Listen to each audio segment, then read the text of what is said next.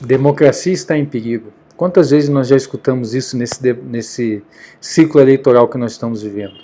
Determinado candidato, a eleição dele significaria o fim da democracia. Mas afinal, o que é democracia? Né? Não estou aqui para dar uma definição, nem um entendimento de democracia, um entendimento completo. Mas vou trazer para vocês uma palavra do Eric Voegelin, uma figura que há muito tempo que eu não comento aqui, e entre os vídeos que tem nesse canal, praticamente os mais acessados são sobre o Eric Voegelin. Então existe uma grande curiosidade a respeito dele. Então vou falar um pouco de algumas ideias que eu retirei de um ensaio que ele escreveu, acho que creio que na década de 30, chamada Democracia e o Indivíduo. E ele se questiona nesse ensaio justamente a questão, o que coloca em perigo a democracia. Qual é o papel do indivíduo na democracia.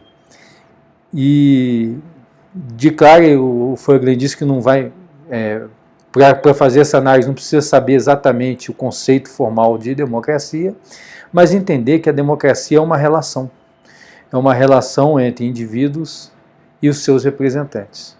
Então, basicamente, a grosso modo, o conjunto de indivíduos e cidadãos que fazem parte de uma nação escolhem livremente os seus representantes que vão governar em seu nome. Esse é o aparato básico de democracia. E o Voegelin se questiona. Então, o voto seria o suficiente para garantir que um regime é democrático?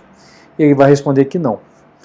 É uma condição necessária, mas não é uma condição suficiente.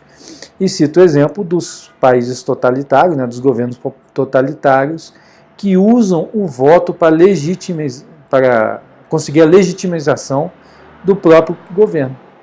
Então, os totalitários manipulam o voto, praticamente as pessoas têm que votar nos candidatos indicados por partido, é um único partido que está concorrendo às eleições, praticamente é uma vaga para cada candidato, e consegue a aprovação de quase 100% dos votos. Então, é uma deturpação do voto para garantir a legitimização de um poder totalitário. Então, o voto por si só não garante.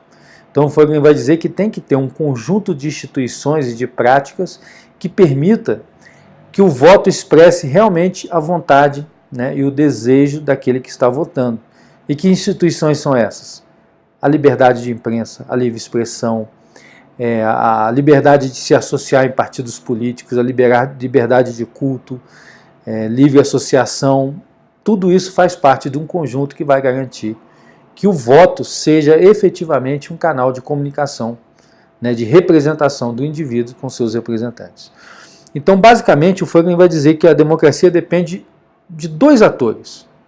O primeiro ator é o cidadão, é o indivíduo, que precisa estar comprometido com os valores democráticos, precisa receber as informações necessárias, precisa usar a razão para decidir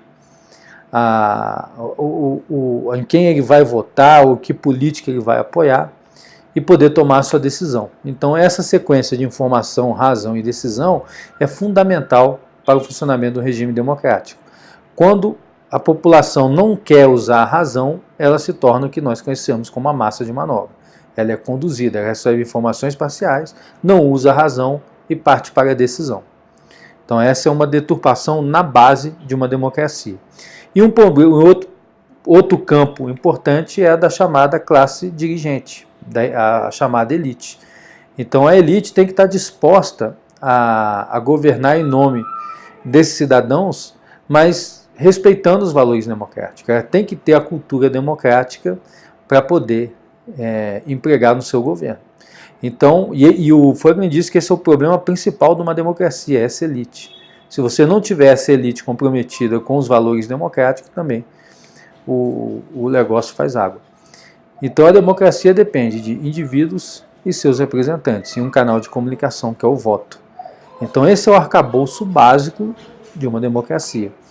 Vejam que interessante que, analisando a formação dos regimes totalitários na década de 30, o Voegelin chama a atenção que costuma-se dizer que Hitler teve votos, que ele foi eleito democraticamente.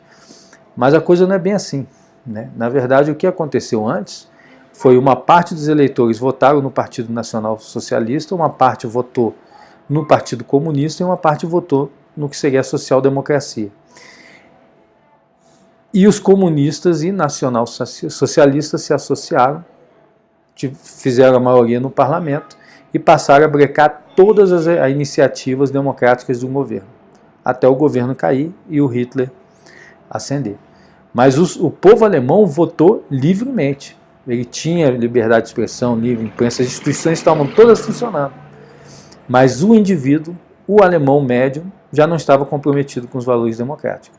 Eles estavam dispostos a abrir mão da liberdade, da democracia, para conseguir aquilo que eles achavam que era o certo, né? Seja pelo lado comunista ou pelo lado nacional-socialista. Então, se os indivíduos não estiverem comprometidos com a democracia, nenhum conjunto de instituições vai segurar. Por isso até que o Fögling coloca como um dos inimigos aí da democracia o espírito coletivista, né? A pretensão do homem de reduzir a sua individualidade em prol do coletivo, que é muito comum nos tempos modernos, porque nós somos prisioneiros, normalmente, das empresas e dos governos. Nós somos dependentes do emprego, na sociedade moderna, né, capitalista, somos dependentes do emprego e somos dependentes de serviços fornecidos pelo governo. Então, é muito grande a tentação de nós abrirmos mão disso para sermos conduzidos por esses atores. E grande parte foi isso que aconteceu na Alemanha. Eles perderam, os indivíduos não estavam comprometidos com esses valores democráticos e achavam realmente que tinham que dar poderes extraordinários para que os problemas fossem resolvidos, da inflação, aquele negócio todo. Então, em suma, o Fögling conclui que a democracia ela corre perigo quando o povo não quiser mais ser um cidadão democrático. Então é na base que acaba se corrompendo o sistema. Então essas são as ideias básicas aí de democracia e indivíduo do Fögling, que está nesse artigo. Ele apresenta mais algumas ideias muito interessantes sobre por que a modernidade tem um problema, por que tem essa dependência. E ele ainda conclui com um detalhe, que as sociedades cristãs, que têm um cristianismo forte, são as menos refratárias a caírem num regime totalitário, porque em grande parte a igreja ela é anticoletivista. Ela afirma muito, tanto a igreja protestante quanto a igreja católica, o valor do indivíduo, né, da alma individual. Então ele até cita na época que a Suíça e Holanda, que hoje são dois países assim, digamos, praticamente ateus, mas na época eram fortemente protestantes, então a tentação totalitária nunca passou por eles.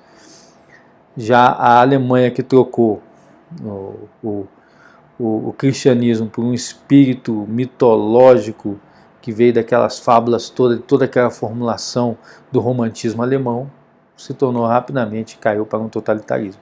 Então a religiosidade de um povo também era uma defesa contra um regime totalitário. E a conclusão dele é dizendo que a gente nunca sabe como Deus vai agir. Então ele faz essa relação da religião com a política, que é uma tônica do Fögling, e lembra daquela frase bíblica que diz que o Espírito sopra para onde quer, nós não temos controle sobre ele. É a vontade de Deus e que ele permaneça na religiosidade de um povo como a melhor defesa para que os valores democráticos sejam respeitados.